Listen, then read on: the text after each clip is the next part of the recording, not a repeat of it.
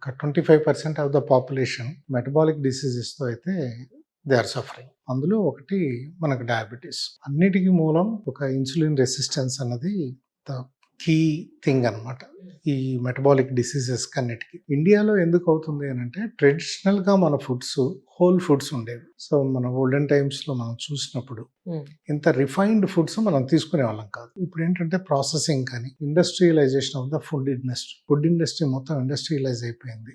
Demand పెరిగింది, supply తక్కువ ఉండటంతో there is a lot of adulteration కావచ్చు, ప్రాసెసింగ్లో చాలా మెథడ్స్ మారటం కావచ్చు. ఇవన్నీ మనము అంటే ఓ రకంగా చెప్పాలంటే కంప్లీట్గా ఇప్పుడు రైస్ తీసుకుంటే we're stripping off all the fibre and we're polishing. చూడటానికి బాగా ఉండేటట్టుగా, వండినప్పుడు కూడా మెత్తగా ఉండేటట్టుగా చేసుకోవటం, కుకింగ్ మెథడ్స్ కూడా ఈజీగా ఉండటం అన్నది చేసుకుంటున్నాం. అలాగే వెస్టర్న్ హ్యాబిట్స్ని అక్వైర్ చేసుకుంటాం. సో వీటి వల్ల ఈ డయాబెటీస్ ఇన్సిడెన్స్ అంటే బాగా పెరుగుతుంది. సో ఒక రకంగా ఇండియన్స్ కూడా genetically they are prone for central obesity. అంటే ఇప్పుడు అమెరికన్స్ని, యూరోపియన్స్ని చూస్తే వాళ్ళ ఒబేసిటీ చాలా స్థూలంగా ఉంటుంది. అంటే టాప్ టు బాటమ్ వాళ్ళ స్కెల్టల్ స్ట్రక్చర్ కానీ వాళ్ళ ఒబేసిటీ జనరలైజ్డ్గా ఉంటుంది. బట్ ఇండియన్స్ని చూస్తే we see more of central obesity. అంటే పొట్ట చుట్టూ ఫ్యాట్ అనేది బాగా అక్యుములేట్ అవటం అన్నది మనకు చాలా ఎక్కువ. సో అది ఒక మెయిన్ కల్ప్రిట్ ఈ డయాబెటీస్ అనేది అధికమవటానికి. అండ్ మోర్ ఓవర్ షుగర్కి ఇన్ని మెడిసిన్స్ ఉన్నా దాన్ని రాకుండా అయితే ప్రివెంట్ చేయలేకపోతున్నాం. వచ్చిన తర్వాత కూడా దాంతోనే సర్వైవ్ అవ్వాల్సిన situations, end of the day చాలా టిపికల్ కండిషన్స్ ఫేస్ చేయాల్సి వస్తుంది. అంటే మెడిసిన్ మనకి పూర్తిగా ఇప్పుడు అందలేదని అనుకోవచ్చా సార్ మీ ఉద్దేశ ప్రకారం? యాక్చువల్లీ డయాబెటీస్ని అంటే రీసెంట్ ఎవాల్యుయేషన్ చేసుకుంటే దీన్ని డిసీజ్ కన్నా డిజార్డర్గా తీసుకోవాలి. It's a metabolic disorder. ఇదేంటంటే basically comes from food and lifestyle. Food అనేది మెయిన్ ఫ్యాక్టర్ అయితే మన స్ట్రెస్ఫుల్ లైఫ్ స్టైల్ అన్నది అనదర్ థింగ్. ఈ ఫుడ్లో మనకు చెందిన మోడిఫికేషన్స్ అయితే కానీ, అంటే ఇందాక మాట్లాడుకున్నప్పుడు రిఫైన్డ్ ఫుడ్స్కి, ప్రాసెస్డ్ ఫుడ్స్కి ఎక్కువ అలవాటు పడటం కానీ, సెడెంటరీ లైఫ్ స్టైల్ కానీ, అంటే ఈవెన్ ఫ్రమ్ ద చైల్డ్హుడ్ మనకేంటంటే చైల్డ్హుడ్ టైంలో కొంచెం ప్లే గ్రౌండ్స్ ఉండి ఎక్కువగా ఆటలకు వెళ్ళటం ఇలా ఉండేవాళ్ళం. ఈరోజు చిల్డ్రన్స్లో కూడా 30% ఆఫ్ ద చిల్డ్రన్స్లో ఫ్యాటీ లివర్ చూస్తుంది.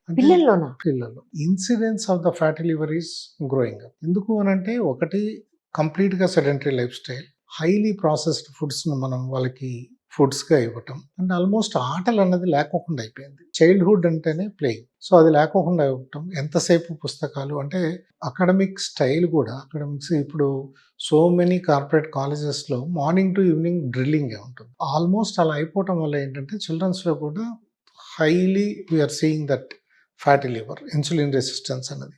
ఈవెన్ చిల్డ్రన్లో కూడా డయాబెటీస్ పెరిగిపోతుంది ఇన్సిడెన్స్.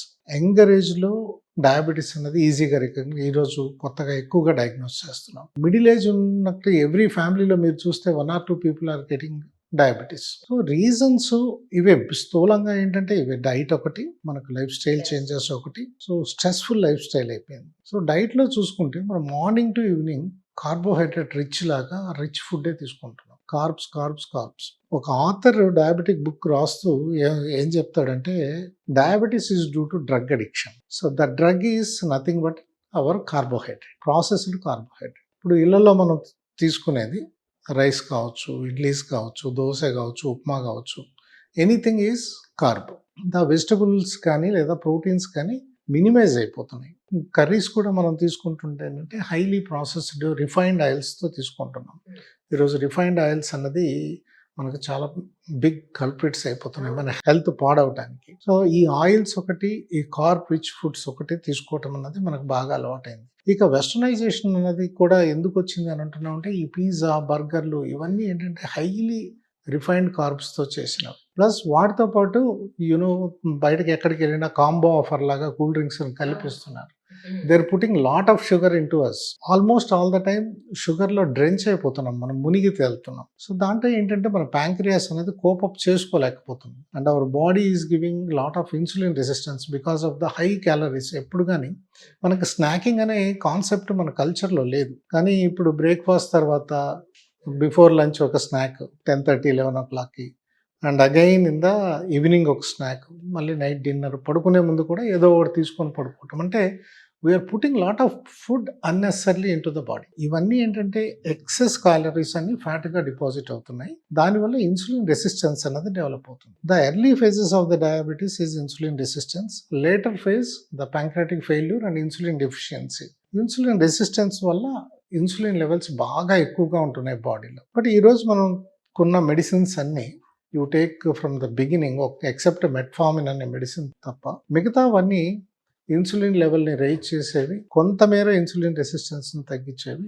ఫైనల్గా we're landing up with insulin. Again we're putting more insulin into the body, again we're accumulating more fat into the body. అందుకే ఇది ప్రోగ్రెసివ్ డిసీజ్గా ఉంది. So root కాజ్ని మనం address చేస్తే, డ్రగ్స్ని ట్యాపర్ చేసుకుంటూ మనం యాక్చువల్గా dietary modifications, life style changes ఇవన్నీ చేసుకుంటూ వస్తే sugar can be controlled easily.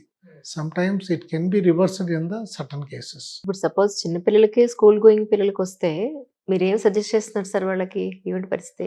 Parents education అన్నది చాలా ఇంపార్టెంట్. సో ఈరోజు ఫ్యాటీ లివర్స్ పిల్లల్లో చూడటం అన్నది మంచి లక్షణం కాదు. The fatty liver is early sign for the insulin resistance. మనం మెటబాలిక్ డిసీజెస్లోకి ల్యాండ్ అవుతున్నాము అని చెప్పేది ఫ్యాటీ లివర్. మనం ఏంటంటే ఫ్యాటీ లివర్ని లైట్గా తీసుకోకూడదు.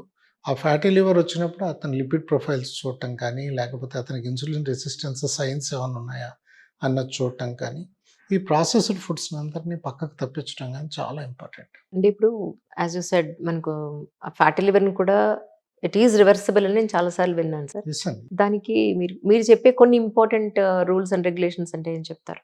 Fatty liver is nothing but our high calories food మనం తీసుకున్నప్పుడు, అంటే if you take an refined carbs తీసుకున్నప్పుడు మనకేమవుతుందంటే once you eat it sugar spikes వచ్చేస్తాయి. ఇమీడియట్లీ మనకు దాంతోపాటు ఇన్సులిన్ కూడా స్పైక్ అవుతుంది. So insulin is a fat storage hormone. It's an storage hormone, not అనే sugar controlling hormone. So excess calories కానీ, excess food ఇప్పుడు ఫర్ ఎగ్జాంపుల్ గ్లూకోజ్ తీసుకున్నాం, లేదా ఫ్రూట్ జ్యూస్ తీసుకున్నప్పుడు ఫ్రక్టోజ్ కానీ, ఇవన్నీ ఏమవుతాయంటే నేరుగా లివర్లో వెళ్ళిపోయి ఫ్యాట్గా అక్యుములేట్ అయిపోతాయి. ఫర్ ఎగ్జాంపుల్ గ్లూకోజ్ తీసుకున్నాం అనుకోండి, గ్లూకోజ్ అంటే anything starch is nothing but glucose. మనం ఒక సర్టన్ లెవెల్ దాటిన తర్వాత 20% of the glucose goes in to the liver. ఆ 20%లో కొంత గ్లైకోజన్గా మారుతుంది. ఆ కెపాసిటీ దాటంగానే అది ఫ్యాట్గా అక్యుములేట్ అవుతుంది. ఇప్పుడు ఫ్రూట్ జ్యూసెస్ తీసుకుంటారు, కూల్ డ్రింక్స్ తీసుకుంటుంటాం, మనం టీ కాఫీలో షుగర్ యాడ్ చేసుకొని తీసుకుంటుంటాం, స్వీట్స్ తీసుకుంటుంటాం. వీటిలో గ్లూకోజ్ అండ్ ఫ్రక్టోజ్ రెండు ఉంటాయి. ఫ్రూట్ జ్యూసెస్ అయితే ప్యూర్లీ ఫ్రక్టోజ్. ఫ్రక్టోజ్ని మెటబలైజ్ చేసేది మన ఇంటెస్టైన్లో మెటబలైజేషన్ జరగదు. It directly goes to the liver. Fructose అనేది ఆల్మోస్ట్ ఆల్కహాల్ ఎలా మెటబలైజ్ అవుతుందో అదే విధంగా మెటబలైజ్ అవుతుంది. Entire fructose is going to get converted in to the fat. So అక్కడ ఇన్ఫ్లమేషన్ అన్నది స్టార్ట్ అయిపోతుంది. సో మనం అవాయిడ్ చేయాలంటే we should go for the low carb diet. కానీ ఈ ఫ్రక్టోజ్ అన్నది ఎప్పుడు ఫ్రూట్గానే తీసుకోవాలి తప్ప జ్యూస్గా తీసుకోకూడదు. ఈ ఫ్రక్టోజ్ ఉన్నవి అంటే ఎనీ స్వీట్స్ కానీ, అడిషనల్గా స్వీట్స్ తినడం కానీ, వీటిని కంప్లీట్గా మనం అవాయిడ్ చేస్తే definitely fatty liver can be reversed. Liver ఉన్న వాళ్ళు ఈ నాన్ వెజ్ కూడా తగ్గించాలని కొంతమంది అంటారు, నాన్ వెజ్తో సంబంధం లేదని కొంతమంది అంటారు. లేదండి, యాక్చువల్గా fatty liver root cause is fructose. యాక్చువల్గా నాన్ వెజిటేరియన్లో మనం సాచురేటెడ్ ఫ్యాట్స్ ఉంటాయి, ఎస్పెషల్లీ రెడ్ మీట్, అనిమల్ మీట్లో సాచురేటెడ్ ఫ్యాట్స్ ఉంటాయి. The moderate consumption of the animal fat is not harmful. If you keep on eating more and more, that saturated fats can give some sort of insulin resistance and fat accumulations. కానీ ఒకనొకప్పుడు గానుగా నుంచి తీసుకొచ్చేవాళ్ళు oil. ఇప్పుడే మనం దాన్ని కొంచెం modern గా cold press oils అని అంటున్నాం. కానీ రిఫైన్డ్ ఆయిల్స్ చాలా ఏళ్ళ నుంచి వాడుతూనే ఉన్నాం. బట్ ఒకనొకప్పుడు ఇందులో అంతా మట్టి ఉంటుంది, ఇది చక్కగా ఫిల్టర్ అయ్యి వస్తుంది, అంతాను క్లీన్ అయ్యి వస్తుంది, ఇది వాడడం మంచిది, వాటర్లా ఉంటుంది, దీనికి జిగురు అది ఉండదు అని ఇన్ని ఆలోచించేవాళ్ళం.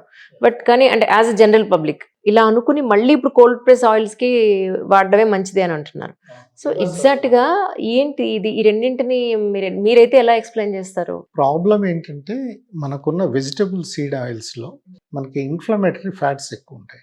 omega-3, omega-6 అని రెండు అన్సాచురేటెడ్ ఫ్యాటీ యాసిడ్స్ మనకు ఫ్యాటీ యాసిడ్స్లో చాలా ఇంపార్టెంట్వి.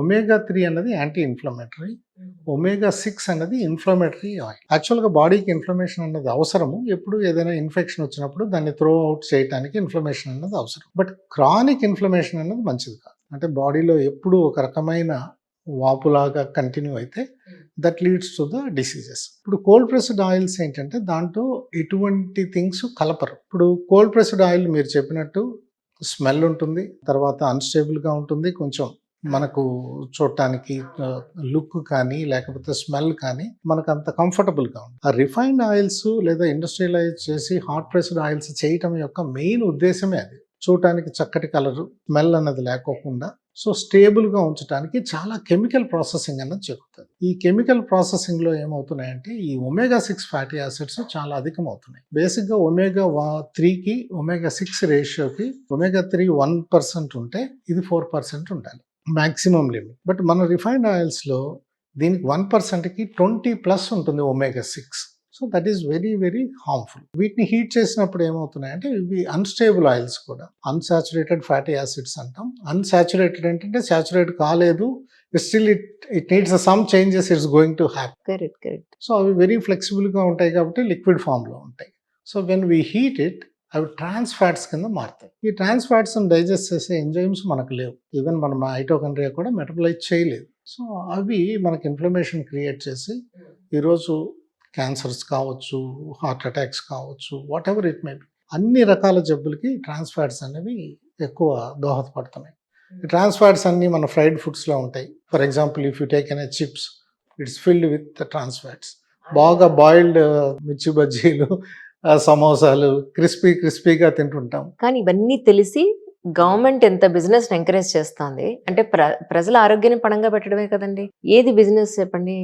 హెల్త్ ని మనం పణంగా పెట్టుకుని బిజినెస్ చేసి డబ్బులు సంపాదించి ఏం చేస్తాం? యాక్చువల్గా 30-40 years back it is started అండి. యుఎస్లో when one person he declared that all ghee ఇవన్నీ saturated fats these are all very harmful అని ఎప్పుడైతే డిక్లేర్ చేశారో అప్పటి నుంచి ఈ వెజిటబుల్ సీడ్ ఆయిల్స్ పైన పడ్డారు. ఈ వెజిటబుల్ సీడ్ ఆయిల్స్ని ఇవి సేఫెస్ట్ ఆయిల్స్ కింద, అన్సాచురేటెడ్ ఫ్యాటీ యాసిడ్స్ అన్ని సేఫెస్ట్ కింద డిక్లేర్ చేశారు. బట్ అప్పటి నుంచి ఇప్పుడు చూస్తే డిసీజ్ బర్డెన్ పెరిగాక మళ్ళీ వెన్ దే గో బ్యాక్, ఆయన ఏం చెప్పాడంటే నేను డాల్డా గురించి మాట్లాడాను, మిగతా వాటి గురించి మాట్లాడలేదు అని చెప్పడంతో మళ్ళీ ఇప్పుడు సీన్ అంతా రివర్స్ అవుతుంది.